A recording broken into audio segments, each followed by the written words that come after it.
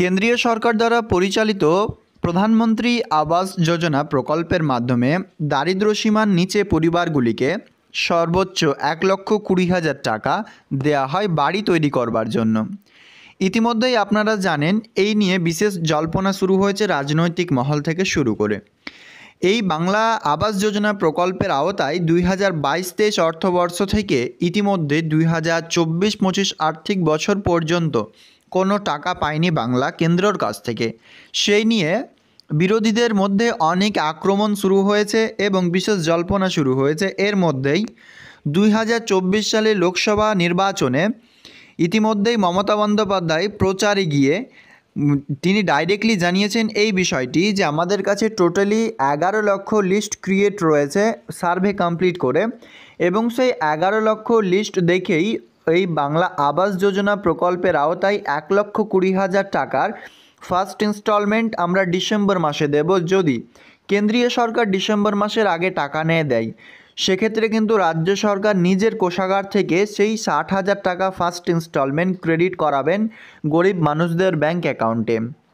ইতিমধ্যেই এই প্রধানমন্ত্রী আবাস যোজনা প্রকল্প টোটাল 9 বছর থেকে চলছে এবং এই প্রকল্পের আওতায় লাস্ট কয়েক আর্থিক বছর থেকে কিন্তু পুরো পশ্চিম বাংলায় 1 পয়সাও আসেনি বলেই কিন্তু দাবি করছেন মমতা বন্দ্যোপাধ্যায় বা আমাদের রাজ্যের মুখ্যমন্ত্রী। তবে এই নিয়ে কিন্তু গ্রামোন্নয়ন দপ্তরে বিভিন্নবার চিঠি থেকে শুরু করে সব কিছুই করা হয়েছে।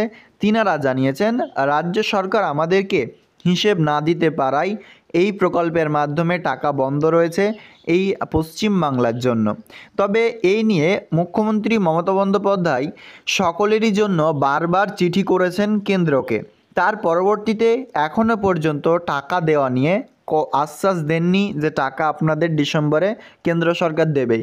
তবে রাজ্য সরকার ক্লিয়ারলি মেনশন করেছে এই বিষয়টা যে ডিসেম্বর মাসের মধ্যেই আমরা এই প্রকল্পের মাধ্যমে অর্থাৎ আবাস যোজনা প্রকল্পের আওতায় যেই সমস্ত নাম নথিভুক্ত রয়েছে 11 লক্ষ বাড়ি স্যাংশন রয়েছে তাদের টাকা ফার্স্ট ইনস্টলমেন্ট বা প্রথম কিস্তির টাকা রিলিজ করা হবে ডিসেম্বর মাসে।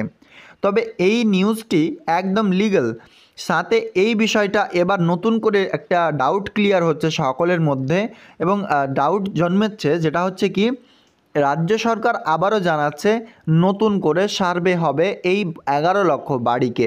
এই নিয়ে বিশেষ জায়গায় বিশেষ আবারও জল্পনা শুরু হয়েছে। আপনাদের মধ্যে আমি এটা ক্লিয়ার করি এবার যে এই প্রকল্পের মাধ্যমে 11 লক্ষ যখন লিস্ট তৈরি ছিল তখন আবার কি দরকার যে নতুন করে সার্ভে করবে, এটা আপনাদের মনে অনেকেরই প্রশ্ন বা ডাউটস থাকতে পারে। সেটা একবার আপনারা জেনে নিন, তাহলেই ক্লিয়ার হয়ে যাবে বিষয়টুকু। যেহেতু জানেন বিভিন্ন রকম দুর্নীতির কথা উঠে আসছে, তো এই প্রকল্পের বাড়ি দেওয়ার সময় দেখা যাচ্ছে যে বেনিফিশিয়ারির অ্যাকাউন্টে টাকা ঢুকছে না, এমনও হতে পারে সেখান থেকে টাকা নিয়ে নিচ্ছে বিভিন্ন আধিকারিকগণ। 3 নম্বরে যেটা বলা হচ্ছে এই প্রকল্পের আওতায় যার পাকা বাড়ি রয়েছে, যার ধনসম্পদ রয়েছে, তবুও তিনি কিন্তু এই প্রকল্পের মাধ্যমে সুবিধে নিচ্ছেন, যেমনটা কোনো জায়গায় লেখা নেই। রুলস অ্যান্ড রেগুলেশন যদি এই প্রকল্পের বলা যায়, সেক্ষেত্রে দারিদ্র্যসীমার নিচেই একমাত্র পরিবারগুলিকে একবারই এই প্রধানমন্ত্রী আবাস যোজনার টাকা দেওয়া হয়। অনেকবার দেখা গিয়েছে বিভিন্ন জায়গায় এটা যে একটাই পরিবার 3 থেকে 4 বারও পেয়ে গিয়েছেন আবাস যোজনা প্রকল্পের টাকা বা একের অধিকবার টাকা কিন্তু পেয়েছেন। এই সমস্ত জিনিস রুখতে এবার রাজ্য সরকারের নয়া নির্দেশ।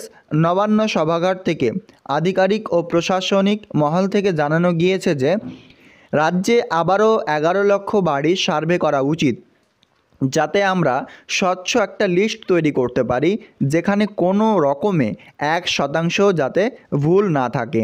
সেই ভুলকে এবার সংশোধন করবার জন্য রাজ্য সরকারের কড়া ও নয়া নির্দেশ এমনটাও জানানো হয়েছে।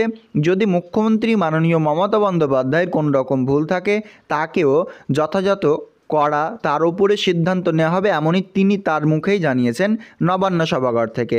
মানে কোনো আধিকারিক যদি ভুল করে তাকে সেখানেই যেই রকমই আইনীয় দণ্ড অপরাধ করবে তার যে রুলস রয়েছে সেই রুলস তাকে ফলো করতে হবে, যদি তে না ফলো করে তার পরবর্তীতে তার অ্যাগনেস্টে কোনো কিছু করা যাবে, এরকমই কিন্তু জানিয়েছেন।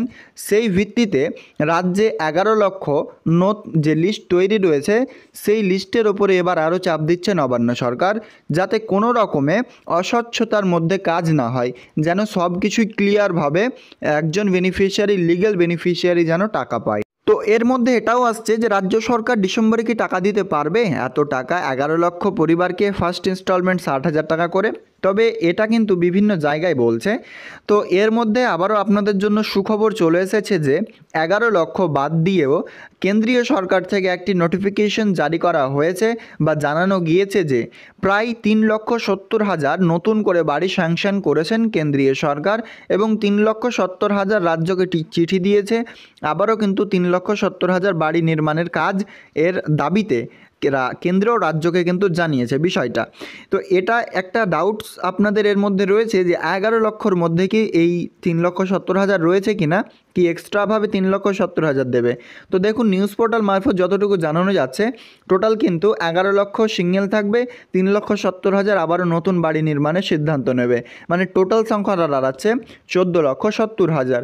তো এবার এই প্রকল্পের মাধ্যমে এই টাকা দেওয়া নিয়ে যে নির্দেশিকা রয়েছে, যে টাকাই কিন্তু আপনাদের ক্রেডিট হবে ডিসেম্বর মাসে। যদি কেন্দ্র সরকার না টাকা দেয়, রাজ্য সরকারই টাকা দেবে। তবে আবারও সার্ভে হতে পারে এই আগস্ট এবং সামনের মাসগুলোতে, এমনই কিন্তু জানানো যাচ্ছে নবান্নের সূত্র থেকে। তো আপনাদের যদি এই লিস্টে নাম থাকে অবশ্যই আপনারা টাকা পাবেন, যদি লিগ্যাল বেনিফিশিয়ারি হন সেক্ষেত্রেই। তবে সার্ভে করার পরবর্তীতেই বোঝা যাবে, এবং এটাও কিন্তু এখন টেন্টেটিভ রয়েছে, অর্থাৎ সম্ভাব্য যে এই প্রকল্পের মাধ্যমে যে সার্ভে হবে সেটা 100%ভাবে অফিসিয়ালি নোটিফিকেশন দেয়নি। তবে এই নিয়ে বিভিন্ন জায়গায় আপনার মিটিং হয়েছে, সেই পঞ্চায়েত দপ্তরকে নিয়ে, সাথে কিন্তু গ্রামোন্নয়ন দপ্তর থেকে শুরু করে বিভিন্ন আধিকারিকগণ উপস্থিত ছিলেন, সেখানেই বিষয়টা আলোচনা করেছে। আশা করি ক্লিয়ার হলো এই ভিডিওর মাধ্যমে আপনাদের টাকা কবে পাবেন আবাস যোজনা প্রকল্প।